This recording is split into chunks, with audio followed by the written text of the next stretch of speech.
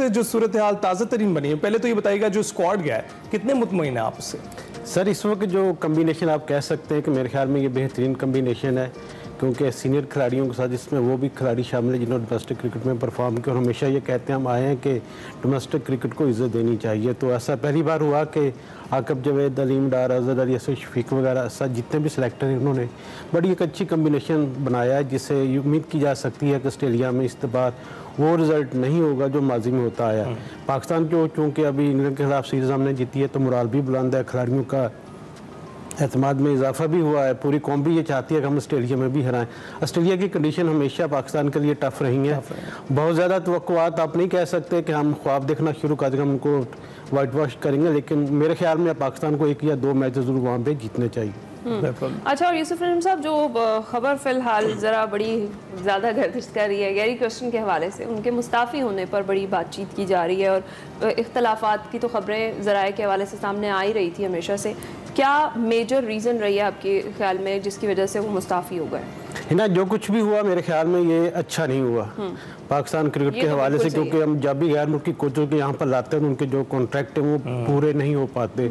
सिर्फ बाब उमर ऐसे थे जिन्होंने 4 साल पाकिस्तान टीम के साथ गुजारे, इसके बाद जितने भी कोचेज आए हैं जिसमें मिकी आर्थर भी थे उनको भी लाया गया था, लेकिन उसके बाद उम्मीद थी कि जिस तरह गैरी क्रिस्टन और जैसन गिल्स्पी को लाया गया है तो पाकिस्तान की क्रिकेट जो है मज़ीद ऊपर जाएगी, लेकिन कोचेस के साथ इख्तलाफात इसलिए होते हैं कि वो जो भी गैर मुल्की कोचेस आता है वो सीनियर खिलाड़ियों के साथ अपनी दोस्ती बढ़ा लेता है। अच्छा। और उन्हीं को प्रोटेक्ट करता है। अगर सीनियर खिलाड़ी परफॉर्म नहीं भी कर रहे तो उनकी ये कोशिश होती है इनको टीम से ड्रॉप ना किया जाए, और गैरी क्रिस्टन के साथ भी यही एक बड़ी वजह थी कि वो बाबर आजम को बहुत ज़्यादा सपोर्ट कर रहे थे। अच्छा। पूरा पाकिस्तान ये चाह रहा था कि बाबर आजम को थोड़ा रेस्ट करवाया जाए ताकि वो मेंटली तौर पर दोबारा कम बैक करे और अच्छा परफॉर्म करे।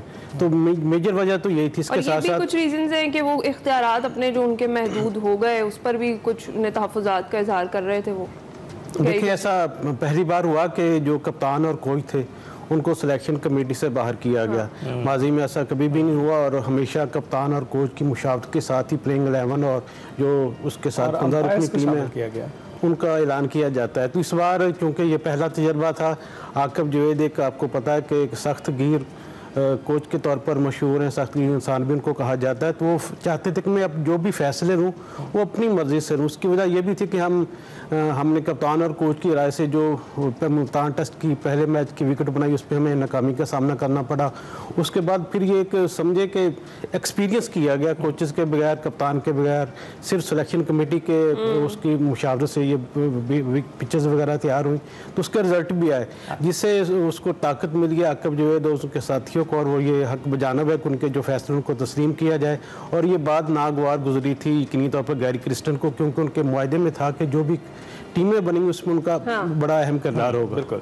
अच्छा, तो हम दूसरा तीसरा लाइटर नोट पे बात कर रहा हूँ, दूसरा तीसरा मैच भी आ जाते तो फिर नजला किस पे गिरता? फिर तो कोचेस पे आ जाता, सिलेक्टर्स। देखिए फिर हम ये कह के जान छुड़ा लेते कि एक्सपीरियंस किया गया था हमारे पास, क्योंकि फास्ट बॉलर भी नाकाम हो गए थे, इतने ज़्यादा अच्छा परफॉर्म नहीं कर रहे थे। हमारे पास एक बेहतर ऑप्शन था कि स्पिनर्स के साथ मैदान में उतरा जाए, लेकिन जब अल्लाह किसी को इज्जत देता है तो फिर उसके बहुत सारे रास्ते भी निकाल देता है, और यही आकब जवेद के साथ हुआ।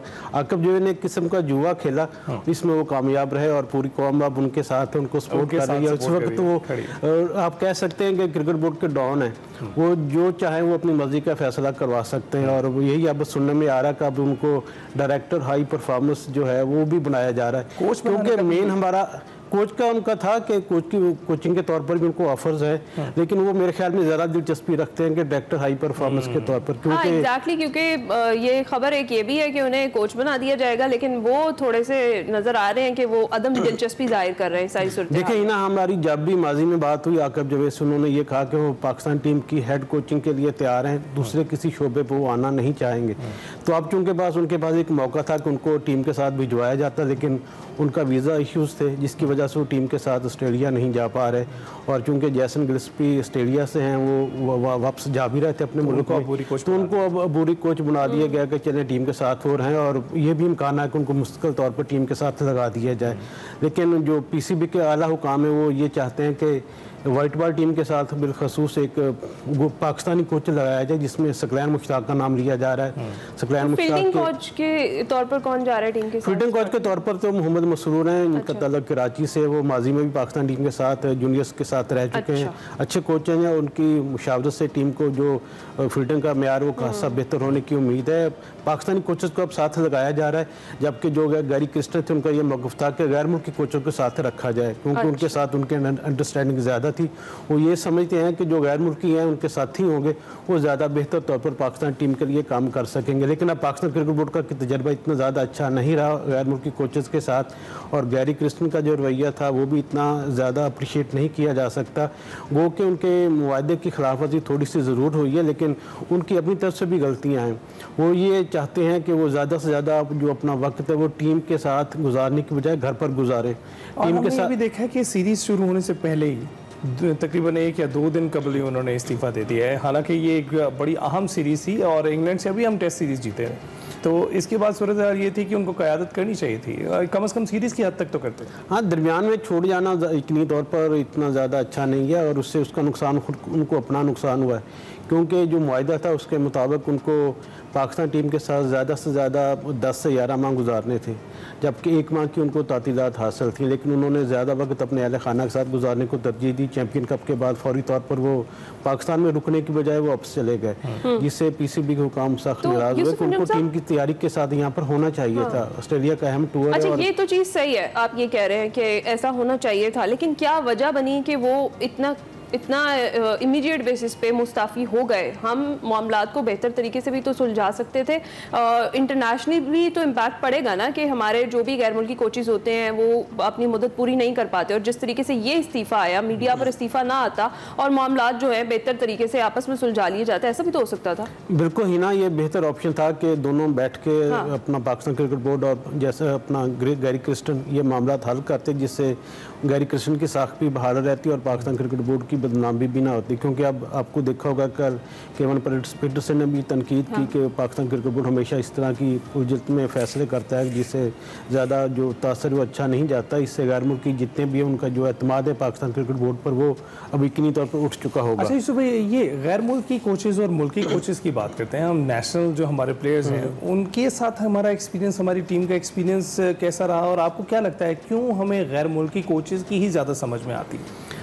ये एक तासर है कि पाकिस्तानी कोचेज इतने अच्छे नहीं हैं, हालांकि इसमें कोई इतनी बड़ी सदाकत नहीं है। कुछ कोचेज ऐसे यकीनी तौर पर पाकिस्तान क्रिकेट बोर्ड के साथ ज़रूर अटैच हुए जिनकी निगरानी में पाकिस्तान टीम की जो परफॉर्मेंस इतनी अच्छी नहीं रही। तो इसके बाद लेकिन कुछ ऐसे कोचेज भी हैं जिनकी परफॉर्मेंस पाकिस्तान टीम के लिए ज़्यादा नुमायाँ रही। मिसबाह हक ने पाकिस्तान टीम को नंबर 1 बनवाया, उसके साथ उसके बाद सकलैन मुश्ताक का नाम लिया जा सकता है जिनकी क़यादत में पाकिस्तान टीम ने 2 फाइनल खेले। बाद किसी में हम जीत नहीं पाए, लेकिन फाइनल तक रसाई पाना भी एक बहुत बड़ी कामयाबी है और तसलसल को जारी रहना चाहिए था। होता ये आया कि जब भी कोई नया चेयरमैन आता है वो अपने विजन के साथ आता है, वो अपने मुशावरत के साथ नई पॉलिसी लाती हैं। वो चाहता है कि जो कुछ पहले से हो रहा है वो ठीक नहीं हो रहा, और इसी वजह से उनको लाया गया है।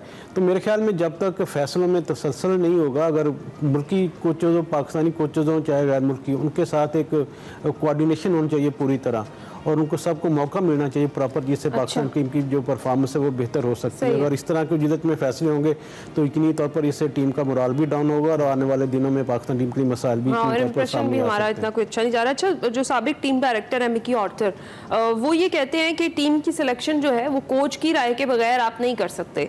तो वाकई में ही गैरी क्रिस्टन से ये जो दौरा ऑस्ट्रेलिया के लिए स्क्वाड था इस पर कोई मुशावरत नहीं की गई? देखिए, ये कोई पॉलिसी नहीं है कि कप्तान और कोच की राय ज़रूर ली जाए। ये PCB का अपना एक सवाबदीद होती है कि वो जो फैसले समझता है उसको बेहतर उस तौर पर करने चाहिए।